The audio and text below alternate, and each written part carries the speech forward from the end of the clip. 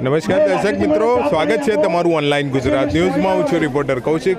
ગુજરાતના મંદિરોના કેમ્પેન હેઠળ આજે આપણે આવ્યા છીએ તાલુકા જિલ્લા ગાંધીનગરના કોલવડા ગામ ખાતે, જ્યાં અહીંયા રબારીવાસમાં શ્રી લાખણેચે માતાજી તથા વિસદ માતાજીનું ખૂબ જ સુંદર મંદિર આવેલું છે. જેના દિવ્ય સાનિધ્યમાં આજે પ્રથમ પાટોત્સવની ઉજવણી ચાલી રહી છે, જેના ભાગરૂપે આજે નવચંડી યજ્ઞ તથા ભુવાજી શ્રીઓના સન્માન સમારોહનું ભવ્ય આયોજન કરવામાં આવ્યું છે. આપણી સાથે હાલ માતાજીના સેવક શ્રી રામભાઈ દેસાઈ હાજર છે. તે આપણને સંપૂર્ણ વિગત આ મંદિરના ઇતિહાસ વિશે તથા કાર્યક્રમની માહિતી આપશે. Thank you. સ્વાગત. નમસ્કાર સાહેબ, શું નામ છે આપનું?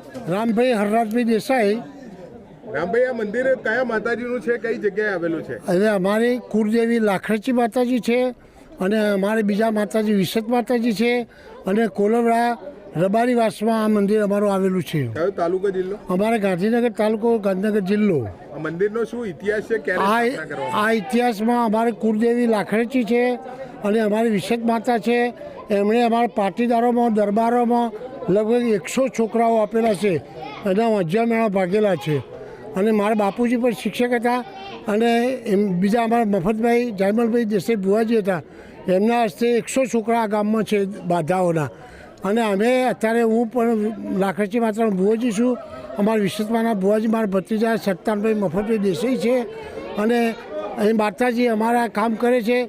અમારા સદા પલસાણા ગામ છે, ત્યાંના પાટીદારો પણ અમારી વિશ્વમાને માને છે. કડીના પાટીદારો પણ માને છે અને એમના કામ કરે છે માતાજી. નહીંતર અમે ઝૂંટતા નથી, ભુવાજી છીએ પણ માતાજીની સેવા કરીએ છીએ 2 ટાઈમ. અને માતાજીએ અમને જશ અપાવે છે. ગઈ સાલ 72 લાખનું આ મંદિર બનાવ્યું.